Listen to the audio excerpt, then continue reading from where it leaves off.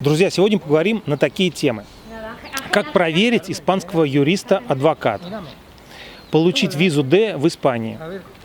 Переезд пенсионера в Испанию. Прописка в Испании. Инвестиции в испанскую недвижимость. Всем привет, меня зовут Алекс, вы на канале «Кому что в Испании». На этом канале вы задаете самым лучшим специалистам, которых я нахожу в Испании, вопросы, касающиеся Испании. И эти специалисты, которые имеют право, потому что они профессионалы этого дела, отвечают на ваши вопросы. Сегодня на ваши вопросы отвечает юрист, адвокат из города Аликанте Марьяно Виноградов. Добрый вечер, Марьяно. Добрый вечер.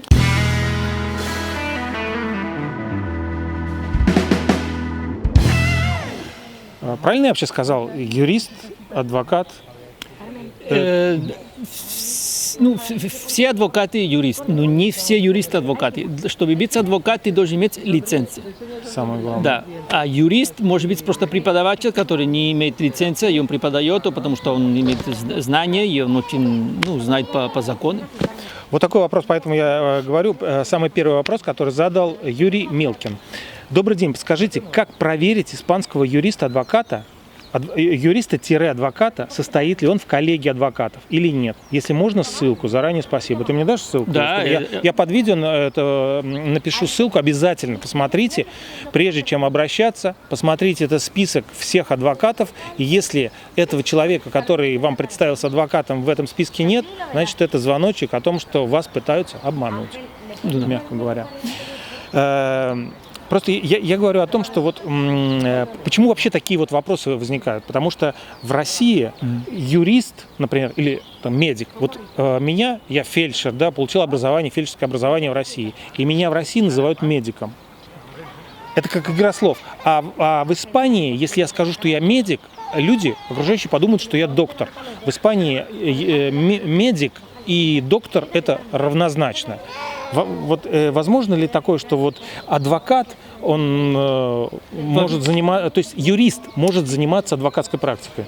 Может, но вообще адвокаты и люди, население, мы не пользуем слово юрист, мы пользуем слово адвокат, если ты хочешь знать с кого-нибудь, чтобы защищал твои интересы или предоставить твои интересы перед судом.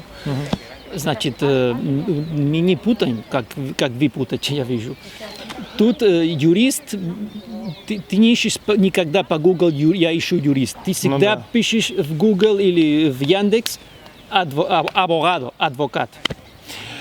Смотри, я понимаю, почему ты этого не понимаешь. Потому что сюда приезжают очень много порядочных людей русских, но приезжают люди, которые пытаются обмануть своих соотечественников. И они вот на этой разнице в менталитете, разнице в словах, они играют. Поэтому они себя... Это русский делает, испанский не делает такого. Вот. Поэтому я говорю, что это разный менталитет, чтобы вы понимали, что если человек перед вами начинает юлить, вам начинает говорить, что я юрист, это решало-помогало.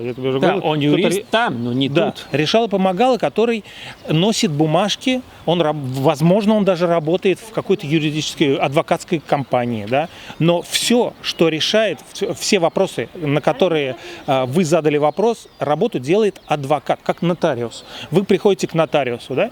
В нотариальную контору. Бумажки все собирают вот такие вот, не решал-помогал, но все вот эти вот бумажные работы делают вот помощники.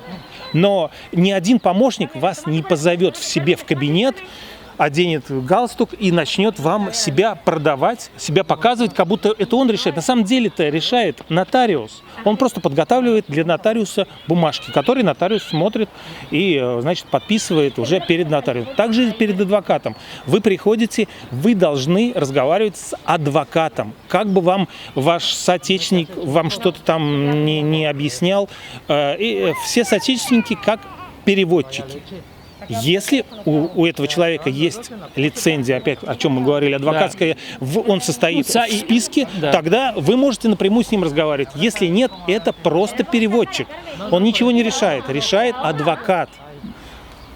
Да, правильно, но иногда можно тоже найти других, консультант, он не должен быть адвокатом, он имеет кабинет, он может как юрист, он имеет там образование, другое, не юридическое, не лицензия, и он тоже может вам помочь.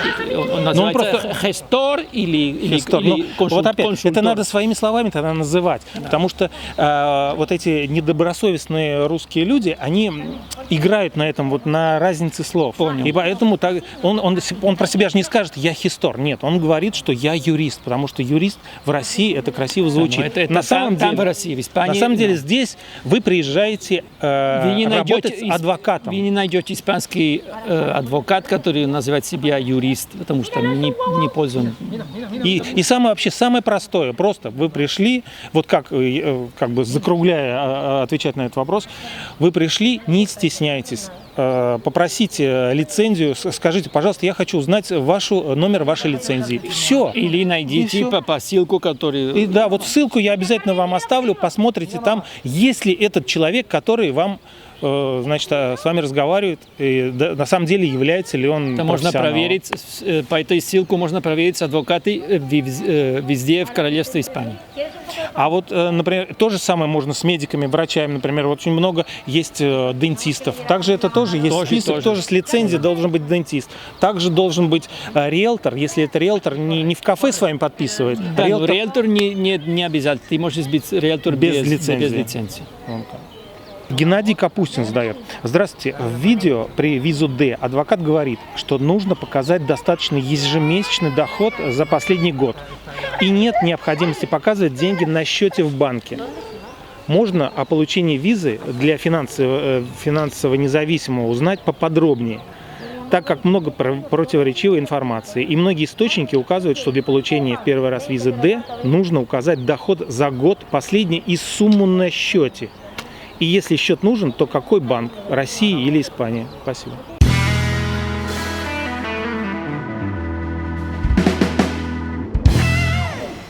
Ну, зависит особенно в наше консульство в Киеве, Питере и Москве, они очень строго требуют деньги, потому что, видимо, было последние 10 лет хитрость, и поэтому надо.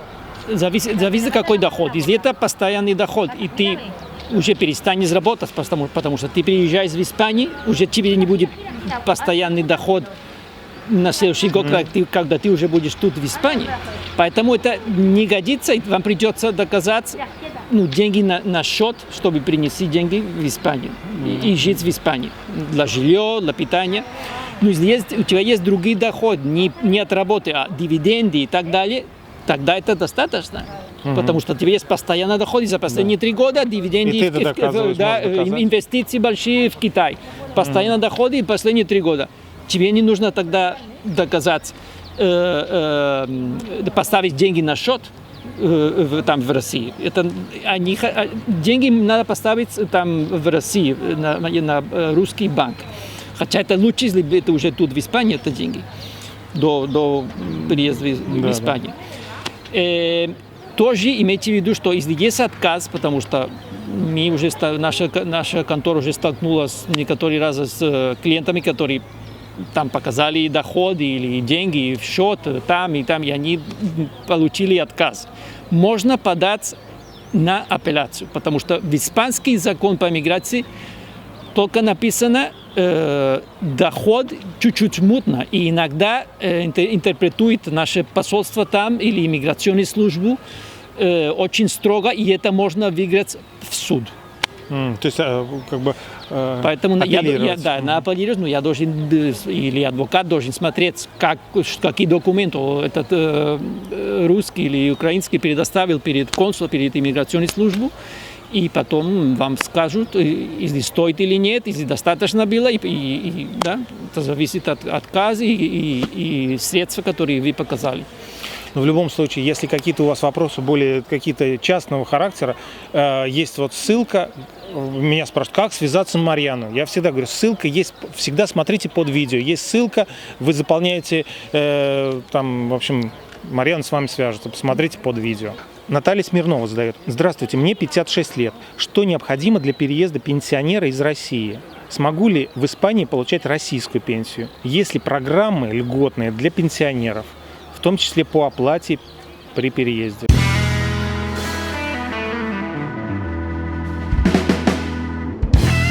Нет преимущества для пенсионеров. Это то же самое, как то же самое количество для ВНЖ бесправно работающих и для пенсионеров. Надо показать большие суммы. Для один человек около 30 тысяч евро доход, чтобы переехать в Испанию. А пенсию российскую можно здесь получать? Можно получать, но не можно сразу получать. Нет, если ты работал тут год минимум, тогда можно воссоединиться. Испанская пенсия за этот год, который ты работал в Испании, с русской пенсией. Тогда можно воссоединиться и получить тут как бы пенсию. Что-то общее. Да, общее. Но иначе невозможно. А если вы не работали, тогда, я думаю, просто в своей стране, в России, вы, наверное, можно там как-то перенаправить. Там, например, российская пенсия платится на Сбербанк, и это, может быть, перечисляется. Я не знаю, это уже в России, наверное, там да, разговаривают. Это надо, через базу ваш банк и Россия, да. Добрый день. Как-то импонирует мне Марьяна. Как раз сейчас стою перед выбором юриста по ряду вопросов. Думаю, что скоро обращусь. Татьяна Комарова, скоро к тебе обратится. Ну, хорошо, ждем. Так, человек ниоткуда задает вопрос. Здравствуйте, Алекс. Если я подал на ВНЖ в Испанию и указал регион Валенсию, могу ли по приезду прописаться и жить в Аликанте?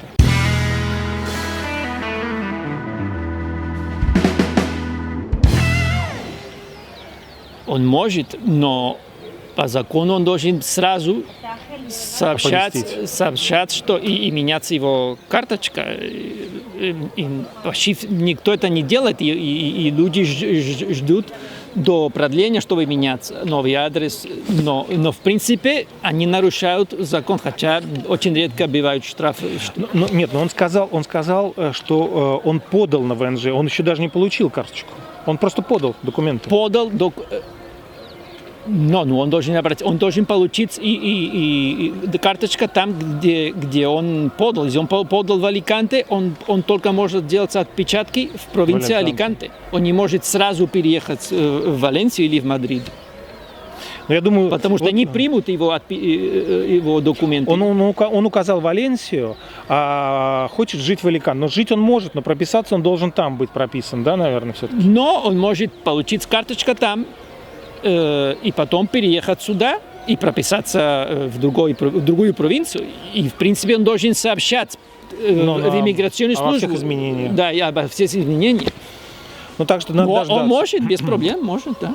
После получения отпечатки там, где он подал. Да, просто заканчивайте какой-то этап. Вы начали, вы закончите в той провинции, где это начали, и чтобы поэтапно было, чтобы не скакать. Зачем это рисковать? Потому что в Испании очень часто бывают вот такие накладки, и потом будете разбираться и все это искать. Лучше не усложняйте. Да, и иногда есть очередь, чтобы записаться для отпечатки, прописки и так далее, поэтому будет тратить время.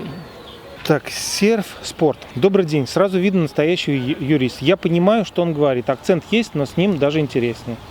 Мне тоже интересно. Я прекрасно понимаю Марьяну и прекрасно общаемся на русском языке. Я специально говорю с ним на русском языке, потому что... Так, дальше. Игнат Игнатов задает утверждение. Это вот такое было видео. Я делал обзор продажи виллы. Утверждение о том, это вилла там, в общем, с инвестором, с русскоязычным инвестором, он специалист по инвестициям.